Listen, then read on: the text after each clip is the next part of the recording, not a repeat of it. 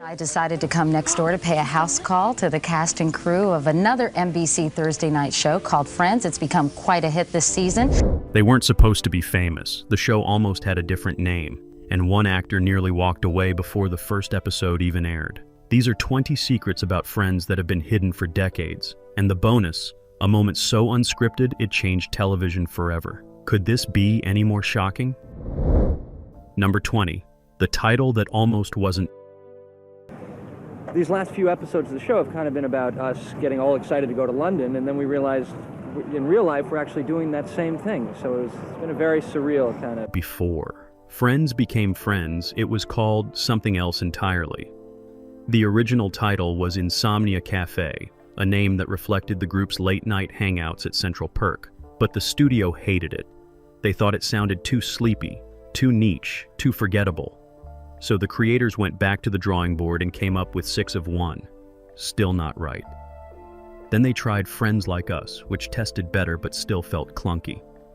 Finally, just days before the pilot was locked, someone in the room said it out loud. What if we just call it Friends? Simple, warm, universal. The network paused, then nodded. It stuck. What started as a complicated attempt to capture the essence of 20-something life in New York became one of the shortest, most iconic titles in television history. And the crazy part? If they'd gone with Insomnia Cafe, the show might have been canceled before it ever found its audience. Number 19, the cast that demanded equality.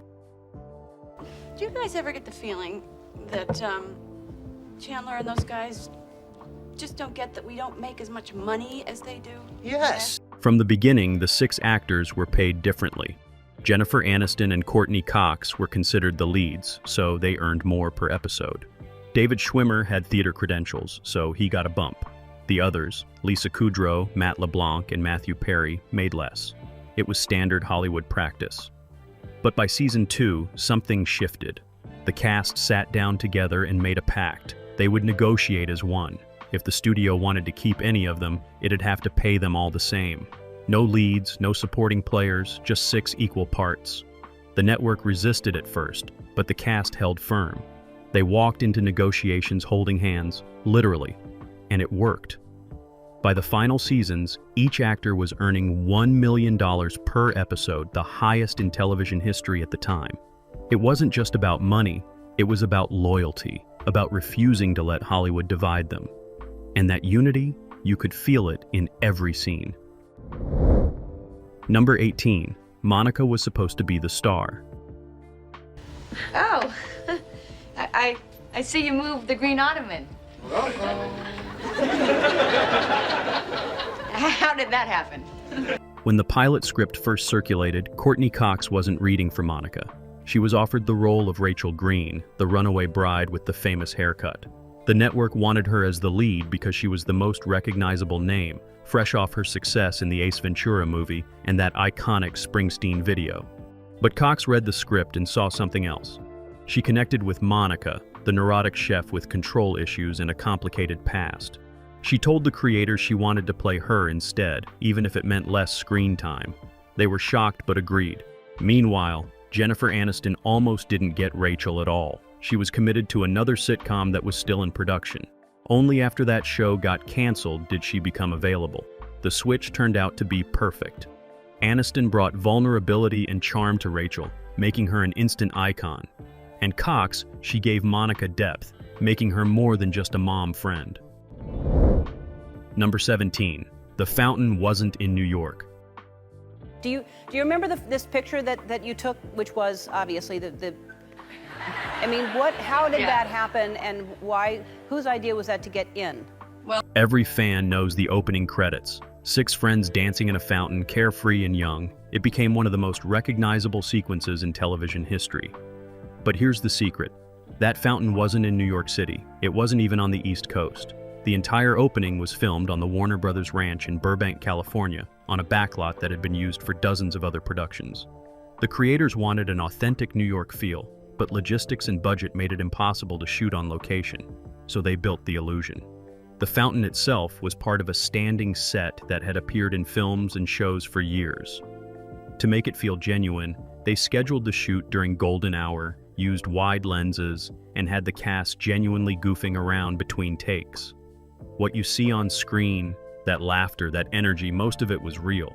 They weren't acting like friends. They were becoming them. Number 16. Matthew Perry was terrified of live audiences. Why would you dream that? More importantly, was I any good? Well, you were pretty damn any good. Chandler Bing was the king of one-liners, the guy who could crack a joke in any situation. But the man playing him, Matthew Perry, was battling something else entirely. Before Friends, Perry had done sitcoms, but none with live studio audiences. And the thought of performing in front of 300 people every week terrified him. During early table reads, his hands would shake. He'd rewrite his jokes obsessively, convinced nothing would land. On the night they filmed the pilot, he was so nervous he nearly walked off set. But then something unexpected happened. He delivered his first punchline, and the audience erupted. The laughter was real, immediate.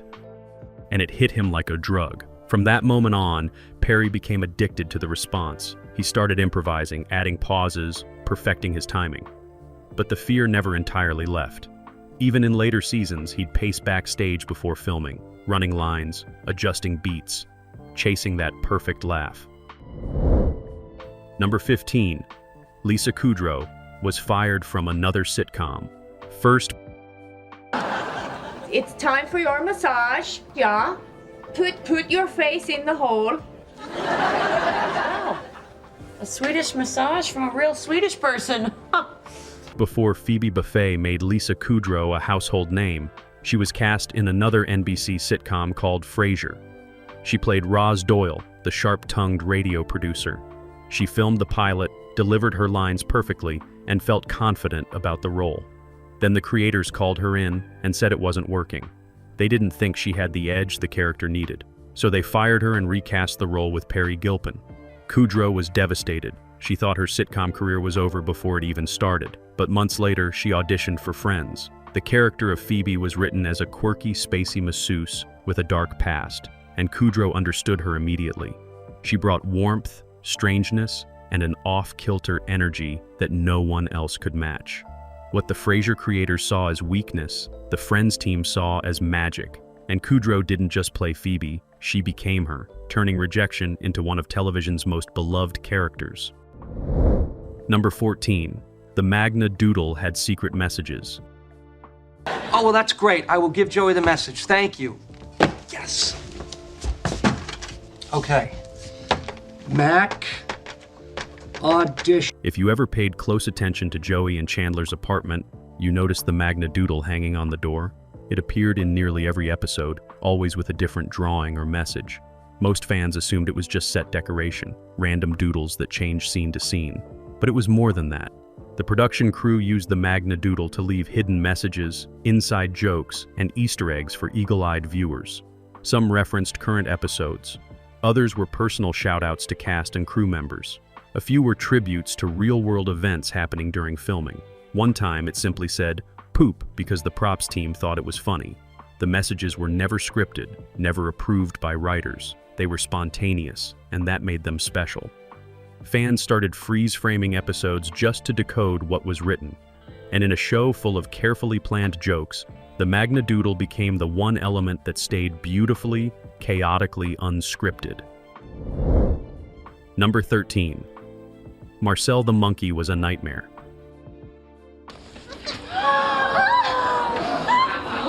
Wait, what is that? That would be Marcel. You want to say hi? No, I don't. Oh, he is precious. Where did... Ross's pet monkey Marcel seemed adorable on screen, a quirky addition to season 1 that gave Ross something to care about after his divorce. But behind the scenes, Marcel, or rather the two monkeys who played him, was an absolute terror. The animals were unpredictable, aggressive, and impossible to control. They bit cast members, threw props, and refused to follow directions. During one scene, Marcel grabbed Jennifer Aniston's hair and wouldn't let go. She screamed, the trainers rushed in, and filming stopped for 30 minutes. Matt LeBlanc got bitten on the hand during another take and had to get a tetanus shot. David Schwimmer, who spent the most time with the monkey, hated every second of it. He later admitted that working with Marcel was one of the worst experiences of his career. The creators quickly realized their mistake and wrote the monkey out after one season, sending Marcel off to a zoo. It was supposed to be a heartfelt goodbye, but everyone on set was just relieved. Number 12. The Central Perk couch was always reserved. No. Chandler's eyes! I got glasses. You always had glasses. Central Perk became as iconic as the characters themselves, the orange couch where they gathered, talked, and lived their lives. But if you watch closely, you'll notice something strange. No matter what time of day the gang showed up, that couch was always available. Always. In a packed New York coffee shop, the same prime spot, always empty, always waiting. Fans noticed. Some called it lazy writing. Others joked about their reservations. But the truth was more straightforward. The creators knew. They knew it didn't make sense, but they also knew that realism wasn't the point. Friends wasn't a documentary. It was a fantasy, a version of New York where your favorite spot was always open, your friends were always available, and life happened on a couch in a coffee shop. So they never explained it, never addressed it. And somehow, that impossible couch became a symbol of everything Friends promised, a place that was always there when you needed it. Number 11. Jennifer Aniston. Almost quit after season 1. Oh, no, it bothered me when he slept with other women. By the end of season 1, Jennifer Aniston was exhausted. The show had become a massive hit almost overnight, and with that success came relentless media attention. Paparazzi followed her everywhere. Tabloids obsessed over her hair. Magazines wanted interviews, photo shoots, and appearances. She couldn't walk down the street without being mobbed, and it was suffocating. She confided in the producers that she wasn't sure she could handle it anymore. She loved playing Rachel. She loved the cast, but the fame, it was too much, too fast. The producers panicked. Losing Rachel would destroy the show, so they sat her down and made her a promise. They'd protect her as much as they could, limit press obligations, and keep the focus on the work. Courtney Cox also stepped in, reassuring Aniston that they'd face it together as a team. Slowly, Aniston decided to stay. But that moment of doubt, it was real. And had things gone differently, Friends might have ended before it ever truly began. Number 10. The Ross and Rachel romance almost didn't happen. And if that scares you, tough, because you're gonna have to deal with that. Fine, I will. Good, because I love you. Oh, yeah? Yeah. Well, I love you too. Well, that's the first time we've said that. Yes, it is. Well, When the show premiered, the creators had no intention of making Ross and Rachel the central love story. Ross had a crush, sure, but it was meant to be a minor subplot, something that added texture but never took over. The real focus was supposed to be on Monica and Joey. That's right, Monica and Joey were initially planned as the will-they couple that would drive the show's emotional core.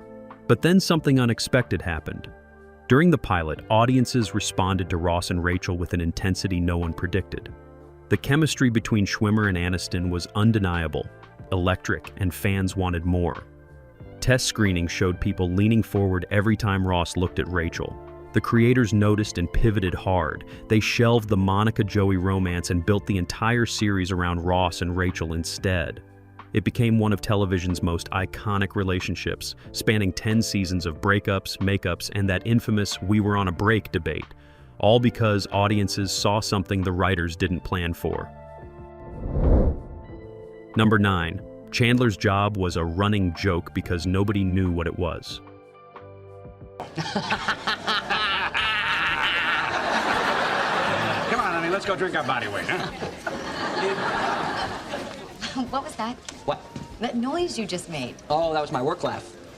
For years, fans asked the same question. What exactly does Chandler do for a living? The show dropped hints, mentioned statistical analysis and data reconfiguration, but never actually explained it. And there's a reason for that. The writers didn't know either. When they created Chandler's character, they knew he worked in an office, wore a tie, and hated his job. But they never bothered defining what that job actually was. As the seasons progressed, it became a running gag. Even the other characters couldn't remember what Chandler did. In one episode, Rachel admits she has no idea what his job is, and the audience roared with laughter because they didn't know either. The writers leaned into the mystery, making it funnier by never resolving it. It wasn't until season 9 that they finally gave him a career change, moving him into advertising. But for 8 seasons, Chandler's job remained television's greatest employment mystery, and somehow that made it perfect. Number 8. Matt LeBlanc dislocated his shoulder. During filming, Joey Tribbiani was supposed to be the physical comedy guy, the one who could pratfall, wrestle, and jump around without breaking a sweat. But during season 3, Matt LeBlanc learned the hard way that comedy can hurt. In the episode where Joey and Chandler fight over a chair, LeBlanc had to jump over a coffee table and slam into the door. It was a simple stunt, rehearsed multiple times, nothing dangerous. But on the final take, he landed wrong. His shoulder popped out of its socket with an audible crack that echoed across the soundstage. The pain was instant and excruciating. LeBlanc collapsed, crew members rushed in, and filming stopped immediately. He was taken to the hospital, diagnosed with a dislocated shoulder, and told he'd need weeks to recover. The writers had to scramble, rewriting scripts to explain why Joey's arm was suddenly in a sling. They wrote it into the show, with Joey injuring himself by falling off a bed. What was supposed to be a throwaway gag became a real injury that changed the entire season. Number 7. The apartment numbers changed, and nobody noticed. Hey. Oh, is it broken? No. I'm gonna wear this thing for a couple of weeks. Did you tell the doctor you did it jumping up and down on your... In the early seasons, Monica's apartment was number 5, and Chandler and Joey's was number 4. That makes sense. They lived across the hall from each other on a low floor. But then someone on the production team realized a problem. If Monica's apartment had that massive terrace and those huge windows, there was no way it could be on a lower floor. It had to be higher up.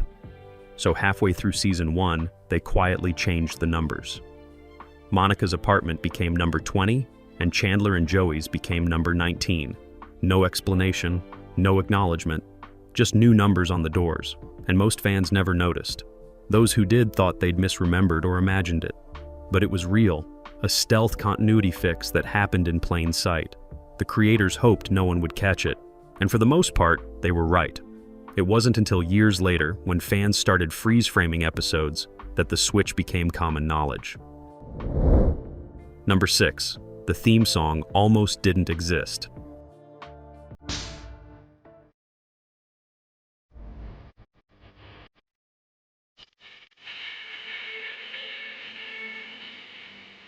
I'll Be There For You by the Rembrandts became inseparable from Friends, an earworm that defined a generation. But initially, the show wasn't going to have an original theme song at all. The creators wanted to use REM's Shiny Happy People, an upbeat track that fit the vibe they were going for. They cut the opening credits to it, tested it with focus groups, and felt good about the choice. But then the licensing fell through. REM's asking price was too high, and the network refused to pay it. Panic set in. They needed something fast. So they turned to the Rembrandts, a band signed to their parent company's label, and commissioned an original song. The band wrote I'll Be There For You in just a few days and recorded it quickly to meet the deadline. When the creators first heard it, they weren't sure. It felt too on the nose, too obvious. But they didn't have time to find anything else. The song aired, and within weeks, it became a phenomenon, climbing the charts and defining the show forever. Number 5. Courtney Cox never won an Emmy, despite 5 nominations.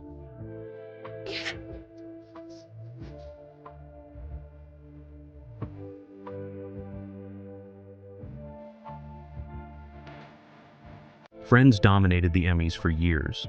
The show itself was nominated repeatedly, and individual cast members racked up nominations left and right. Lisa Kudrow won for Phoebe. Jennifer Aniston won for Rachel. Even guest stars like Christina Applegate took home trophies. But Courtney Cox, despite being nominated 5 times, never won, not once. And it stung. Monica was the glue that held the group together, the neurotic heart of the show, and Cox delivered that role with precision and depth. But year after year, she lost. Sometimes to castmates, sometimes to actresses from other shows. She never complained publicly, always smiled at the ceremonies, and always applauded when others won. But friends close to her said it hurt more than she let on. The irony wasn't lost on fans either. Monica was the most competitive character on the show, the one who had to win at everything, and the actress playing her couldn't catch a break. Still, Cox's legacy didn't need a trophy. Monica Geller was unforgettable. Emmy or not. Number 4. The show's lack of diversity wasn't an accident. Impression? What? Oh, you don't know? Are you serious? Yes, when I first met you, you were like blah, blah. Friends premiered in September 1994 and ran for 10 seasons in one of the most diverse cities in the world. Yet the main cast was entirely white, and people of color rarely appeared even in background roles. Over the years, this became one of the show's biggest criticisms, a glaring omission that couldn't be ignored or explained away. Fans and critics pointed out that for a show supposedly set in New York City, the lack of diversity was not just unrealistic, but almost aggressively whitewashed. New York in the 90s was a melting pot of cultures, languages, and races. Yet watching Friends, you'd think the city was exclusively populated by white 20-somethings with disposable income and no interaction with anyone outside their immediate circle. The creators later admitted they didn't think about diversity during the initial planning stages. They cast the best actors for the roles, they said, and didn't consider how the complete absence of diversity would look to audiences. This explanation rang hollow to many because casting decisions are never made in a vacuum. The choice to create 6 main characters who were all white wasn't accidental or coincidental. It was the result of specific decisions made at every stage of development, from initial character concepts to final casting choices. When pressed further, the creators acknowledged that the television landscape in the early 90s was different, that shows weren't held to the same standards of representation that exist today. But that excuse ignored the fact that other shows airing at the same time, like Living Single and Martin, proved that diverse casts could be successful and critically acclaimed. The lack of diversity extended beyond the main cast to the show's writers' room, production staff, and creative decision-makers.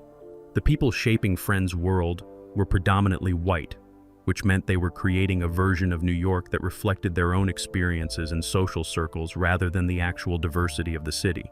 This homogeneity in the creative team meant that even when characters of color did appear, they were often written with stereotypes or limited depth because the writers lacked the perspective and lived experience to create fully realized characters from different backgrounds.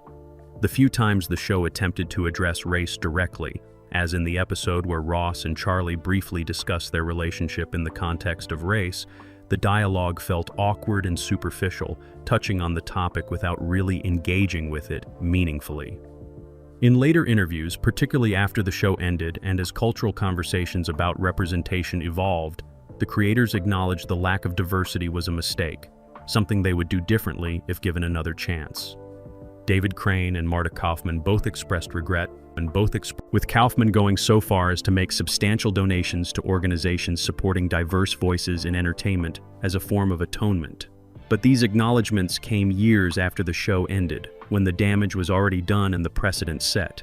During the show's actual run, when they had the power and platform to make changes, they prioritized chemistry and comedy over representation, choosing to keep their successful formula unchanged rather than risk disrupting what was working commercially. That choice, whether fully intentional or the result of unconscious bias and industry norms, became part of Friends' complicated legacy. The show remains beloved by millions and continues to find new audiences through streaming platforms, but it also serves as a case study in how entertainment can perpetuate exclusion even while seeming innocent and apolitical. The complete whiteness of Friends wasn't just a missed opportunity for representation. It was an active construction of a fantasy New York where diversity simply didn't exist, normalizing segregation for millions of viewers who absorbed this version of urban life as realistic or aspirational. And perhaps most troubling, the show's massive success proved that this exclusion wasn't a barrier to popularity, that audiences would embrace and celebrate a show that erased people of color from one of America's most diverse cities. Number 3. Matthew Perry's addiction struggles were hidden in plain sight. Matthew Perry made millions laugh as Chandler Bing, delivering sarcastic one-liners with perfect timing and creating one of television's most beloved characters. But behind the scenes, Perry was battling demons that most fans never saw, fighting addictions to alcohol and prescription painkillers that nearly killed him multiple times during the show's 10-season run.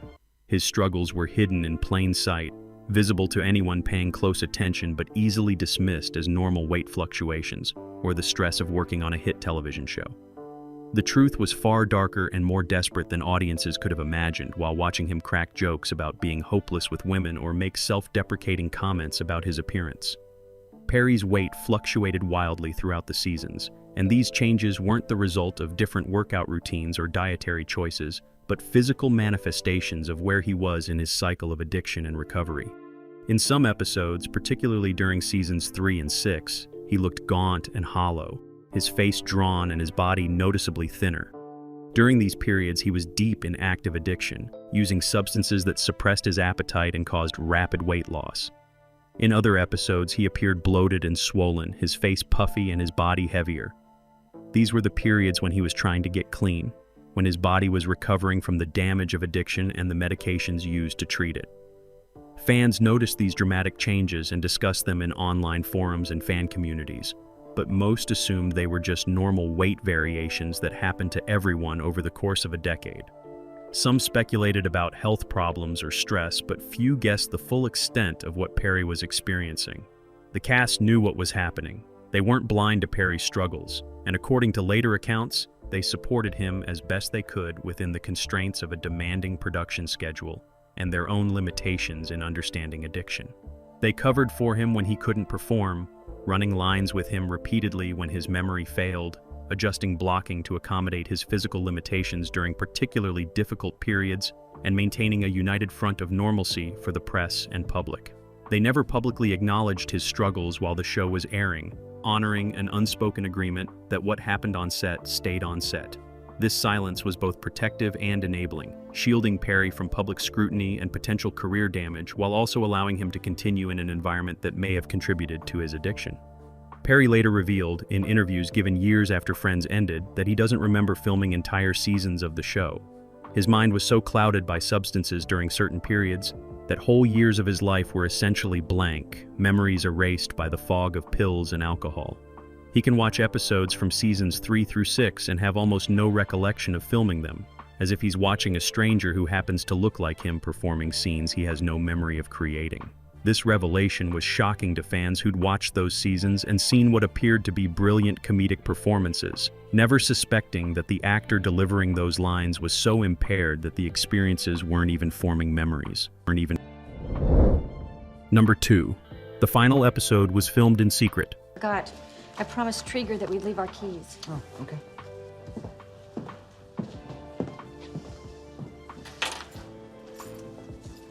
When Friends announced its final season would air during 2003 to 2004, the media frenzy was unprecedented even by the standards of one of television's biggest shows. Paparazzi camped outside the Warner Brothers studio lot in Burbank, using telephoto lenses to try capturing any glimpse of the production. Reporters bribed crew members, security guards, and studio employees for spoilers, offering thousands of dollars for any information about how the series would end. Entertainment journalists staked out the cast's homes, followed them to restaurants, and created an atmosphere of invasive surveillance that made the final season's production feel more like protecting state secrets than making a television show. Everyone wanted to know how it would end, whether Ross and Rachel would finally get together permanently, what would happen to the group's dynamics, and how the creators would wrap up 10 years of storytelling. So the creators made a decision that was extreme, even by Hollywood standards. They would film the finale in complete secrecy, treating it like a covert operation rather than a television production. Security was tripled around the soundstage where Friends filmed, with armed guards checking credentials multiple times and maintaining a perimeter that kept unauthorized personnel at least 100 feet away from the building. Access was restricted to essential personnel only, with even longtime crew members who weren't absolutely necessary for specific scenes being asked to stay away during filming of the most crucial sequences. Scripts were printed on red paper, a technique borrowed from government classified documents because red paper can't be photocopied without producing an illegible black page. This prevented scripts from being duplicated and sold to tabloids, a real concern given that script pages from earlier seasons had fetched high prices on the black market. Only essential crew members were allowed on set during filming of the finale, and even they had to sign NDAs with severe financial penalties for violations. These non-disclosure agreements weren't the standard boilerplate contracts typical of television production, but serious legal documents drafted by entertainment lawyers, threatening lawsuits and damages that could financially destroy anyone who leaked information. The threat was credible enough that crew members who'd worked on Friends for years and had never violated confidentiality suddenly felt the weight of legal consequences if they said anything to anyone about what they were witnessing. The studio audience for the final taping was selected through a lottery system rather than the usual first-come, first-served ticket distribution, allowing the production to screen attendees more carefully and select people who seemed less likely to leak information. Winners were contacted weeks in advance and subjected to background checks that verified their identities and ensured they weren't entertainment journalists operating undercover. When they arrived at the studio on the night of filming, their phones were confiscated before they entered the soundstage, placed in locked pouches that couldn't be opened until they left the building. Security personnel used metal detectors to ensure no one was smuggling in recording devices, and ushers monitored the audience throughout filming to ensure no one was attempting to take photos or videos with hidden cameras. During the actual filming, the cast could barely hold it together emotionally. Jennifer Aniston cried through multiple takes of crucial scenes, her emotions so raw that makeup artists had to constantly repair her appearance between shots. Matt LeBlanc kept hugging everyone between scenes, unable to accept that this was really ending, and that the family he'd been part of for a decade was about to dissolve. Lisa Kudrow retreated into silence, processing her emotions privately while maintaining enough composure to deliver her performance. Courtney Cox and David Schwimmer supported each other and the rest of the cast, trying to keep everyone focused on the work even as emotions threatened to overwhelm the production. Matthew Perry, despite his own complicated history with the show and his struggles during its run, was visibly moved, understanding that whatever else Friends had been for him, it was ending, and that chapter of his life was closing forever. When they filmed The Final Moment, the scene where all 6 characters leave their apartment keys on the counter and walk out of Monica's apartment for the last time, the entire soundstage fell silent in a way that crew members later described as almost spiritual.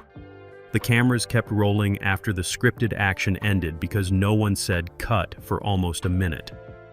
The director was crying, the producers were crying, and the cast stood there in the empty apartment set, tears streaming down their faces. Knowing that this was truly over, they'd spent 10 years of their lives in this space, filming 176 hours of this fictional world, and now they were walking away from it forever. The moment was so emotionally overwhelming that it transcended performance and became genuinely real. 6 actors and hundreds of crew members sharing a collective experience of loss and gratitude. And somehow, despite all the security concerns and the intense media interest and the thousands of people who knew what was happening, not a single significant detail leaked before the episode aired on May 6, 2004.